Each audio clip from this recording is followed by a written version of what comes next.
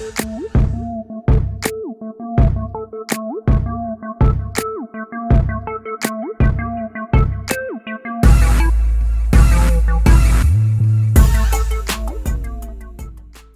up, potato chips? This is your girl, Jerry Nicole, your favorite couch potato. If this is your first time visiting my channel, welcome and don't forget to subscribe. And if you like my videos, please give them a thumbs up. And don't forget to be a share bear and share this with your friends. I'm coming to you guys with another review for NBC's Good Girls. This is Season 1, Episode 9, entitled The Summer of the Sharks. Is the shutdown over? Are the girls back in business? We'll find out. With that being said, let's jump right on into this. So we open up the episode and all the girls are in Beth's backyard watching Beth's kids play. Now they're debating on whether they should tell Rio if his boy flipped and is working with the feds. But they know if they tell, the boy's gonna die. And they're not ready to sentence him to death. Annie tries to humanize him and reminds the girls that his name is Eddy and that he likes his mom, vintage movies, or vintage watches, and Mexican food. Beth is like, he's not gonna die. It's not gonna happen. I think Rio would kill him. I don't care what Beth thinks. I think Rio would kill him. Annie tells her, even if we tell Rio, that doesn't mean that the two of them are gonna go to couples therapy and work things out. Ruby lets the girls know that once we cross the line of killing him, that's a line that we can't come back from. And here go the evil gangster and Beth. Then we don't come back. I mean, damn, I understand that you need the money, and I understand it's him over y'all, and I would go for him. But damn, I didn't think she was that damn cold. Now Ruby's back at her day job at Dandy Donut. But she's finally got the hang of the drive-thru. Everything is going great. Ruby's manager is really happy that she's learning so quickly. And she's ready to give her a promotion and a raise, take her to the night shift. Because the night shift is an extra whole 75 cents. This is a grown woman with kids and a husband. What's she gonna do with 75 cents? She turns him down, telling him, she got 2 kids. But then her phone rings, and the news on the other end must be amazing because she starts screaming, "Oh my God!" And I mean, probably a lot more than that. It was really, really loud, but it was really, really cute. So her manager, the pimply faced little kid, thinks that she's accepting the promotion. She's not. Come to find out, Sarah is finally at the top of the transplant donor list. I mean, if that's not anything to celebrate, then, you guys have no heart.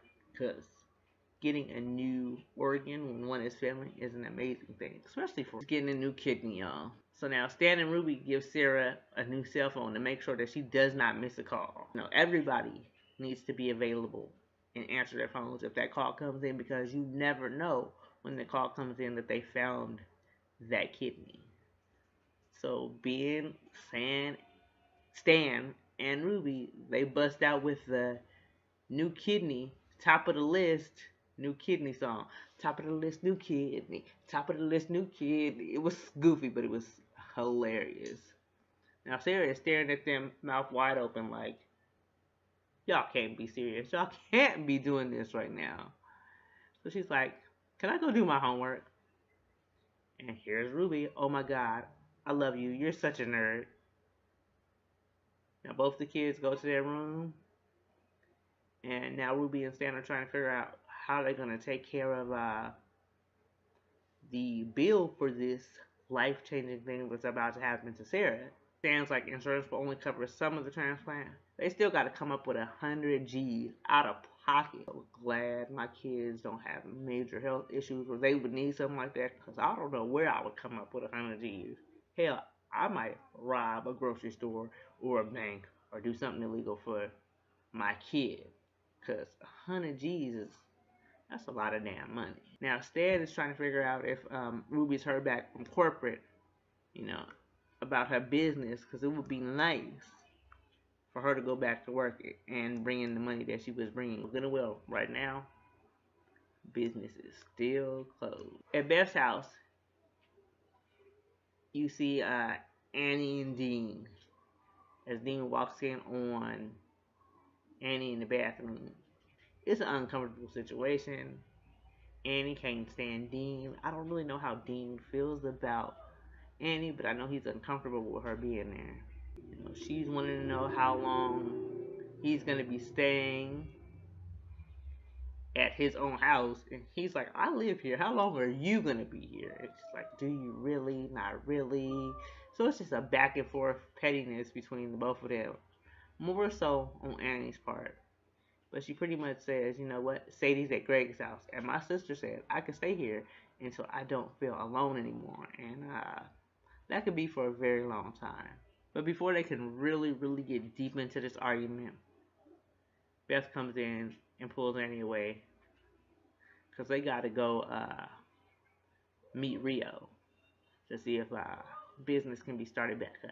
So they get to this abandoned warehouse where Rio tells him he needs them to go pick up a truck at a garage. Beth asks him what's in the truck. He pretty much is like, don't worry about it, it's none of your business, I just need you to pick up the truck. Beth, then kind of interrupts the conversation and wants to bring up Eddy and that whole situation. But Ruby is not having it. She needs that money. She got that call. Then Annie tries again to bring up the whole situation about Eddy snitching. At this point, Rio is now super annoyed and impatient. He's like, are y'all down or not? And here go my girl, Ruby. Hey, we got 99 problems, but this bitch ain't one. She lets him know that real quick. And then she's like, yo, where the keys at? Now they're headed to the parking garage. And Beth, at this point, starts confessing that she thinks that they're gonna get pinched. This girl is really using street lingo now. And even Annie says that. The second we pull away with this truck, it's over. We're going down, it's done. Ruby says if they get caught, that Sarah's gonna be bumped off the transplant list. Not if they get caught, but if they don't come up with the money, she's gonna get bumped off with the transplant list, because you have to pay for the surgery up front. Like, you have to pay before she even goes into surgery. And here go Annie asking dumbass questions like, can you finance it? Girl, you can finance a car. You don't finance surgery. It's just not how that works. It's like, it's a kitty. It's not a refrigerator. So they finally see the truck, and it's some dingy old yellow truck. It looks like, an old moving truck. And it's at the roof of a parking garage. Now the girls are in a debate of what's in it. Annie thinks it's 100 or a dozen bodies, all chopped up. She always is thinking the worst. She can never be like, is it money? Is it drugs? It's gotta be dead bodies. I forgot to mention that Beth thinks the reason they're gonna get pinched is because the car is being watched by the FBI.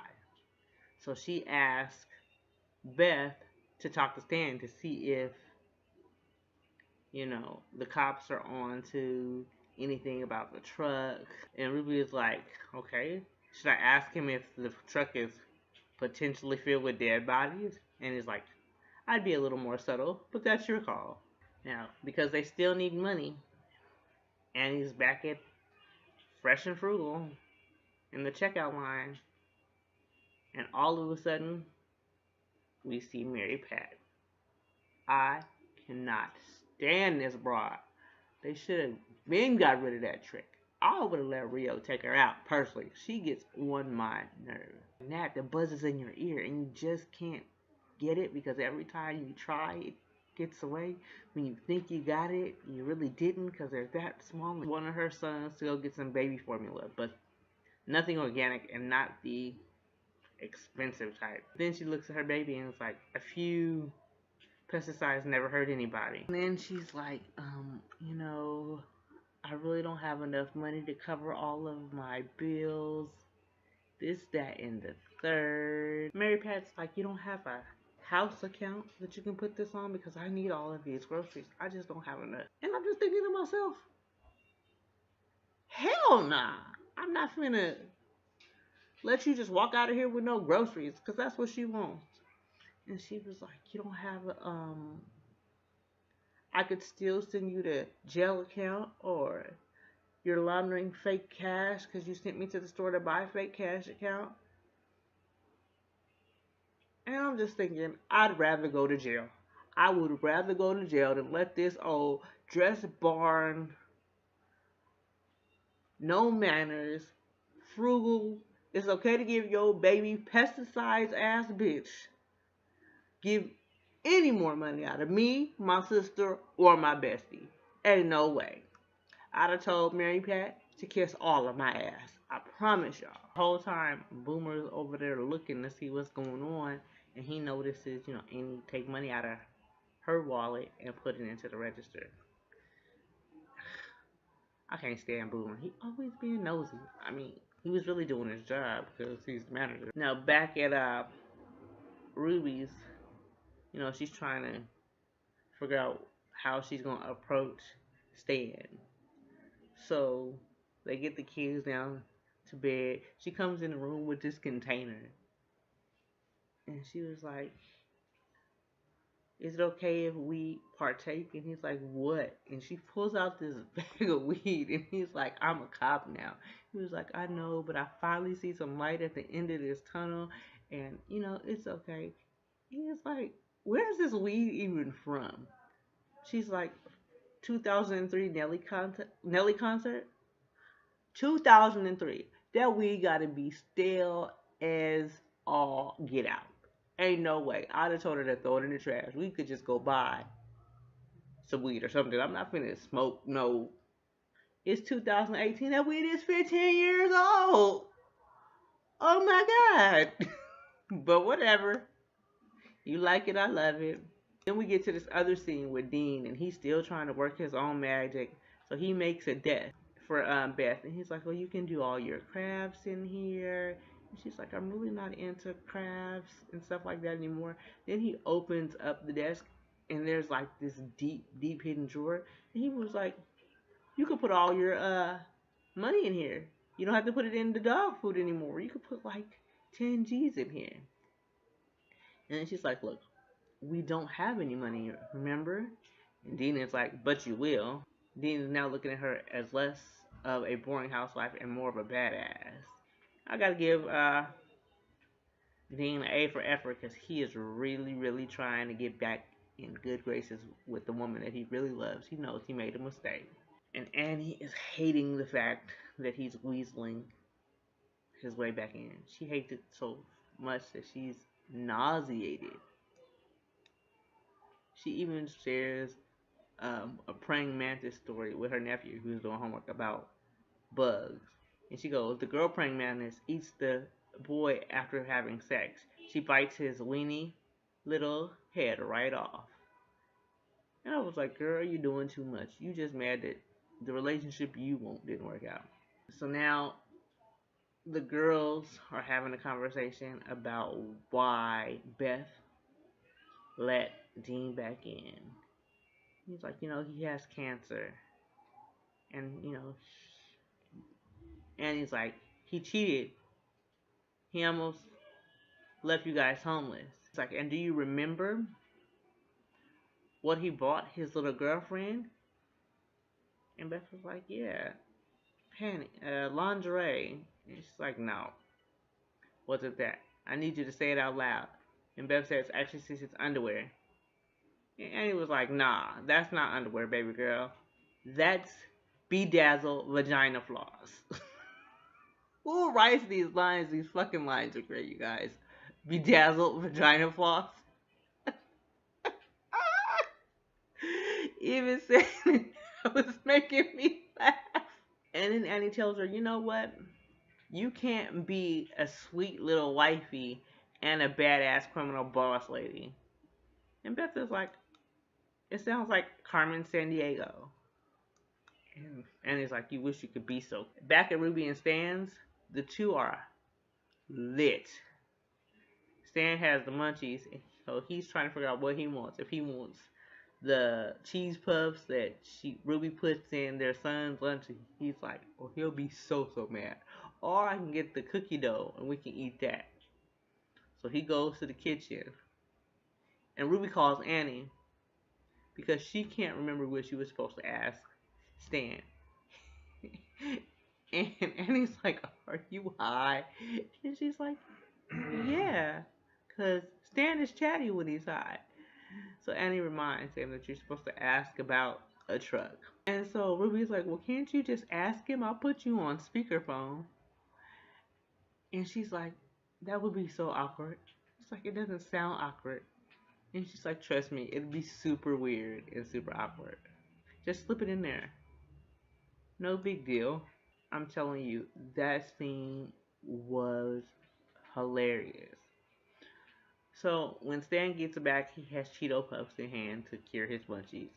Ruby's like, hey babe, gangster kid that y'all flipped, did he say anything about a truck or something? And Stan's like, real casual. Yeah. He gets in the bed and he starts telling her everything. So we set the kid down, and before we could even start, man is singing like a bird. Now back at Fresh and Frugal, Boomer's over here talking to Tyler, the clueless fat security guard, trying to ask him about Mary Pat, telling him that he's gonna make him the employee of the month, not this month, but next month. Tyler's like, I don't really know much about her, sorry, but I do know her from my side job. So, that makes Boomer all the more curious. So now he's like, he tries to come up with another way to get information about Mary Pat, telling Tyler that Mary Pat left her club card. And Tyler's like, I don't have her phone number, but I follow her on Instagram. Tyler is strange. Very strange. So now we're back at Beth's house. And Beth and Annie are grilling Ruby to make sure that she got all the right information. Because remember, she was high as hell. Do the cops know anything about the truck that they're supposed to be picking up? They ask her the percentage of certainty that she is. And she's like 97% sure. And they're like 97%. That's like when you take a birth control. That's like birth control stats.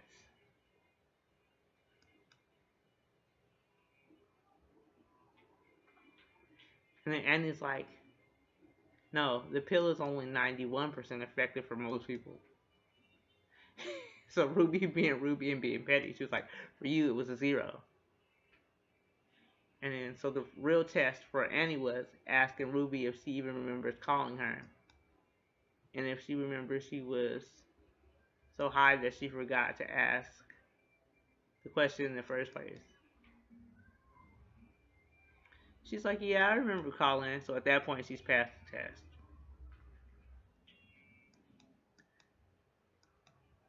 So when they're trying to figure out who's going to drive the stolen truck, I think it's stolen.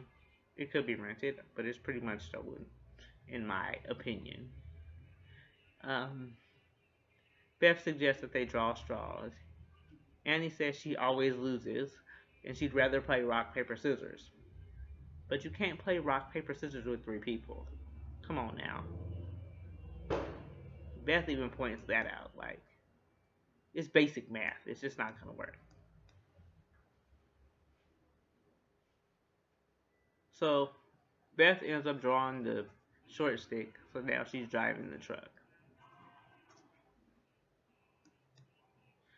What they do is they decide to get 3 trucks. So,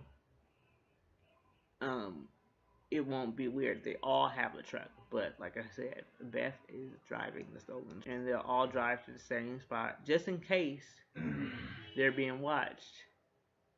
The cops won't know which truck is the stolen truck because they're all the same color. They're all the same size. Smart thinking. But then again, Beth is a genius. And then they're all on cell phones as this whole thing is going on. Annie is like, there should be a movie about us. And Ruby's like, no thanks, because then I have to be the wisecracking black getaway driver with one line who dies 5 minutes into the movie. You know they always kill black people first, so I found that hilarious. Beth telling Annie she'd be Joe Pesci of the group because she was like, I'd be Pacino, and Beth was like, you're so Pesci, and even Ruby agrees that she's Pesci. So they're driving, and then all of a sudden, the police are behind Beth. So she's trying to stay calm. Beth ends up telling Annie and Ruby everything that they will need to know in order to take care of the kids, including the entire calendar, because she thinks she's going to jail. Ruby's like, just make a turn, chill, drive slow, and see if they follow. She finally gets pulled over.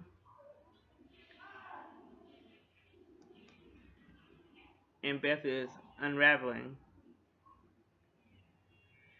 And then we see a female officer who comes up to the window and has her roll down the window. And the cop is asking all the questions. Is this your truck? She's like, no, I borrowed it from a friend of a friend. Basically, she got pulled over because she doesn't have a back license plate. The cop told her to get out the car and was like, do you have the key to this padlock? I'm nervous. So I'm thinking, oh my God, it's something in this truck. She's finna go to jail. It's over. Oh Lord Jesus.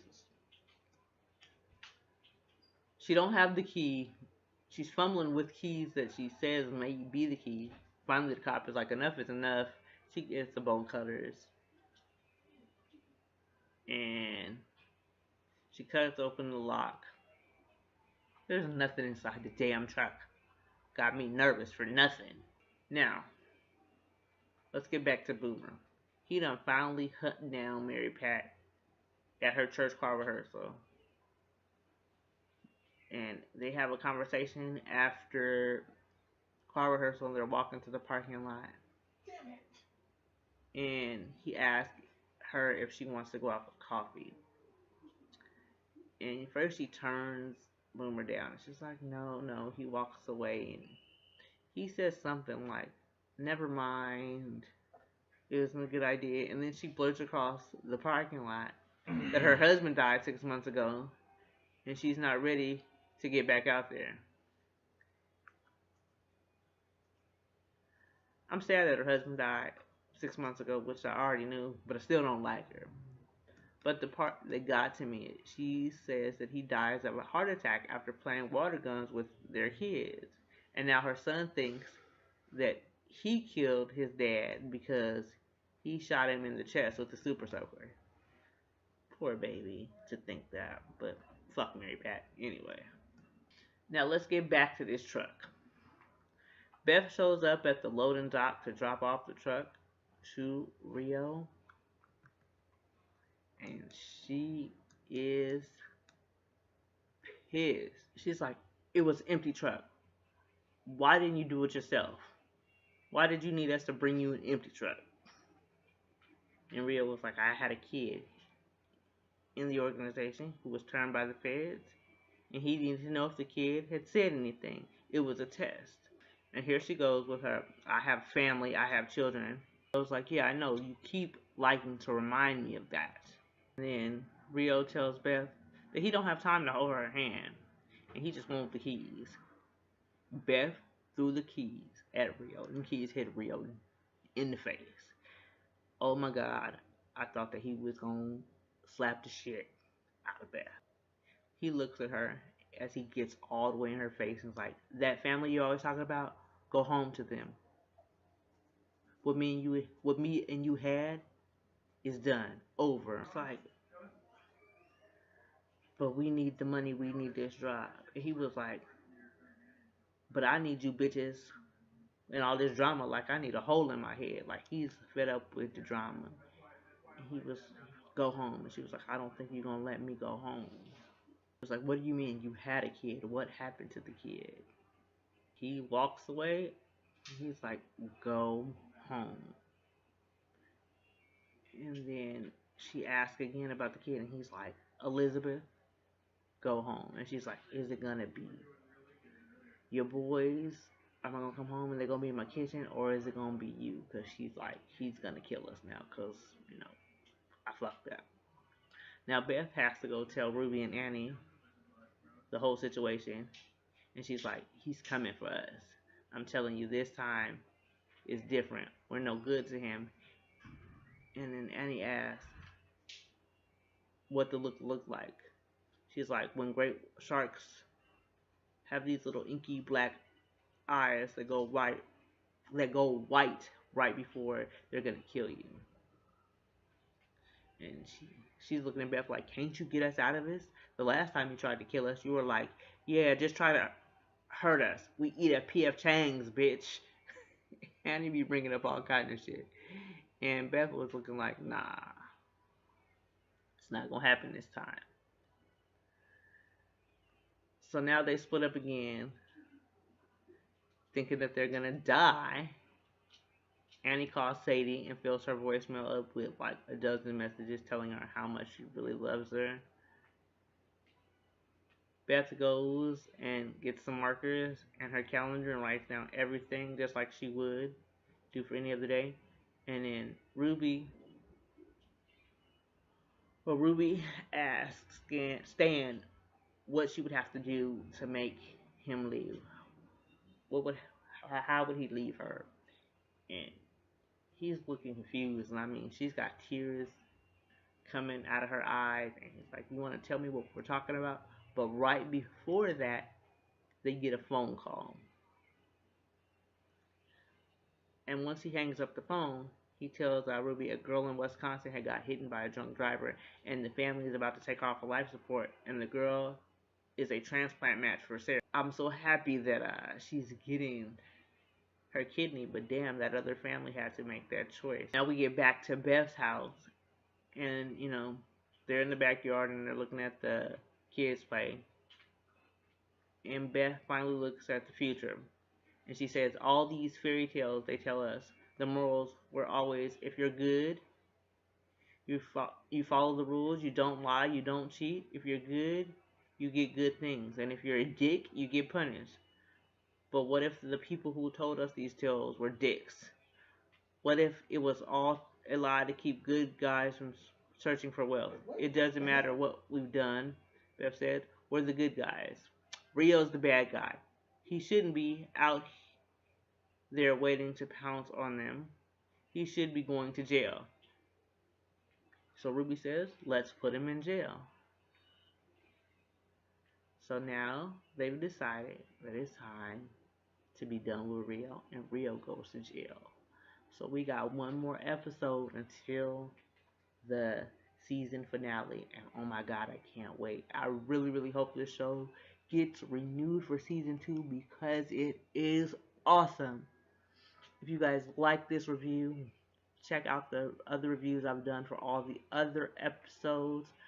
I will link them in the description bar. I will put info cards in the video just so that you guys can catch up. Tell me what you guys thought about the episode in the comments. Don't forget to like, comment, and subscribe. Share this video, please. Until next time, you guys. Love, peace, and potato chip.